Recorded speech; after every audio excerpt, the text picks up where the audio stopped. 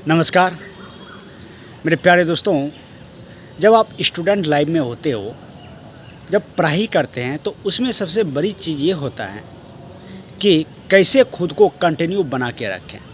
और जो स्टूडेंट खुद को कंटिन्यू बना के रखते हैं प्लस साथ में सही डायरेक्शन के साथ चलते हैं, तो वो जिस भी कंपटीशन का, जिस भी चीज़ का वो तैयारी करते हैं, निश्चित उसको सफलता मिलती है। ठीक है ना। तो कहने का मतलब, आप कितने साल से तैयारी कर रहे हो, कब से तैयारी कर रहे हो, ये कोई मायने नहीं रखता है।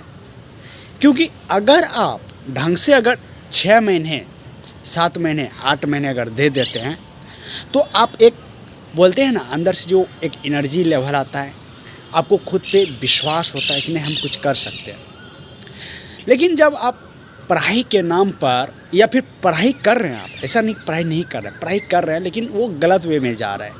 हाँ, यानी कि आज पता चला है कि मैथ लेकर के बैठे हैं या हिस्ट्री लेकर के बैठे हैं, हिस्ट्री ज्योग्राफी पढ़ लिया, बाकी सिलेबस नहीं पढ़े, या फिर आज ज्योग्राफी ही से पढ़े। कई बार ऐसा होता है कि हमको पता नहीं चलता है। और ये चीज़ जो स्टूडेंट साल, 2 साल, 3 साल, 4 साल गंवाते जाते हैं और उसको इन चीज़ों का एहसास ही नहीं होता है।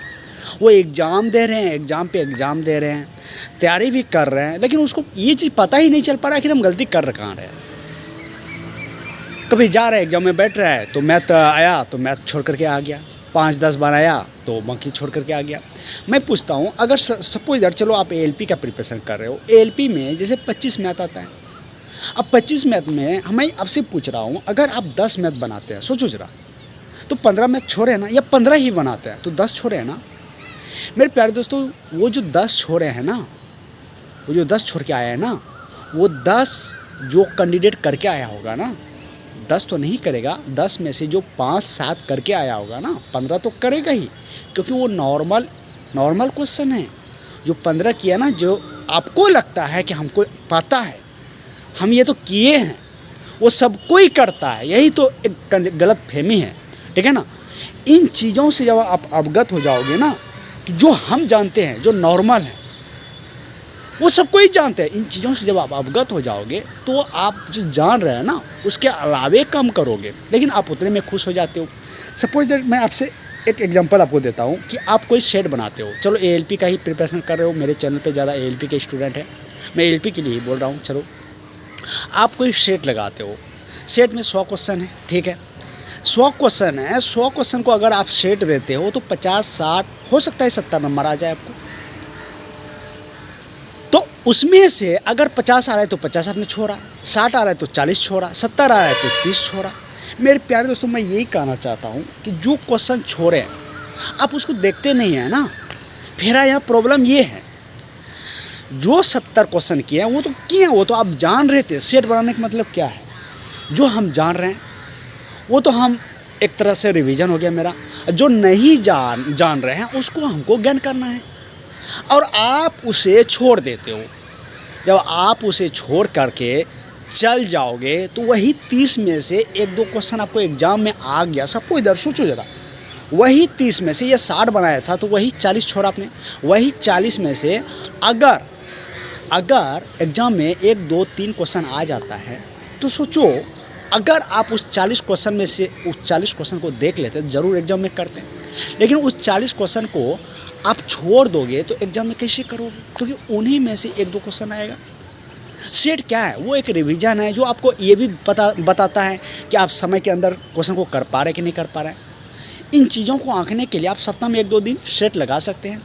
बाकी सेट लगाने का 2-3 तरीका है, वो तरीका आपको आना चाहिए। पढ़ने का तरीका है, वो आपको आना चाहिए।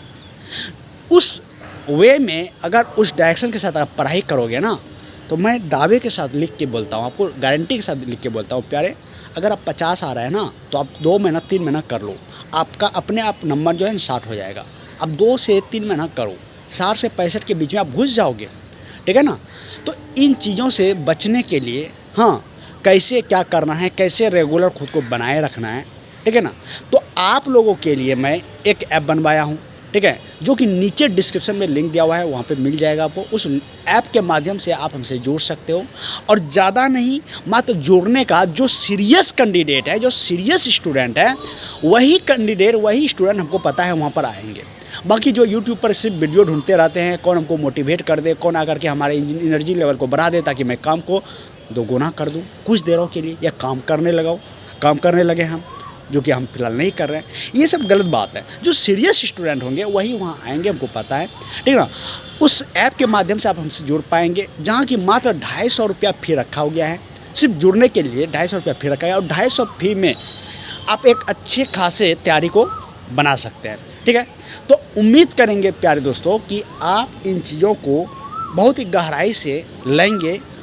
और वही बोलते हैं ना, समय पे अगर डिसीजन नहीं लिया तो फिर बाद में पछताने से क्या फ़ायदा। आप सोचो, अगर आप एएलपी का एग्ज़ाम दिए होंगे पिछले बार, या ग्रुप डी का ही दिए होंगे, उसमें आपका 1-2 नंबर से, 5 नंबर से, 10 नंबर से छूट गया होगा, तो अभी तक आप अगर उसके वेट में तैयारी कर रहे हैं, सोचो जरा 4-5 साल आपने गंवाया, 4-5 साल आपका उम्र ख़त्म हुआ, समझ रहे हैं ना। तो बार बार ये मौका नहीं मिलता। एक बार गंवा दिया ना, रेलवे एक ऐसी वैकेंसी है, एक बार अगर गंवा देते हैं आपको 4 से 5 साल वेट करना पड़ता है। और जो न्यू कैंडिडेट है, अगर आप अभी से सचेत हो जाते हो, अलर्ट हो जाते हो, तो आपका ही भलाई है। जो पुराना कैंडिडेट है उसको तो बहुत ही सीरियस होना चाहिए, क्योंकि ये मौका बार बार नहीं मिलेगा। हो सकता है आपकी उम्र लास्ट भी हो, ठीक है।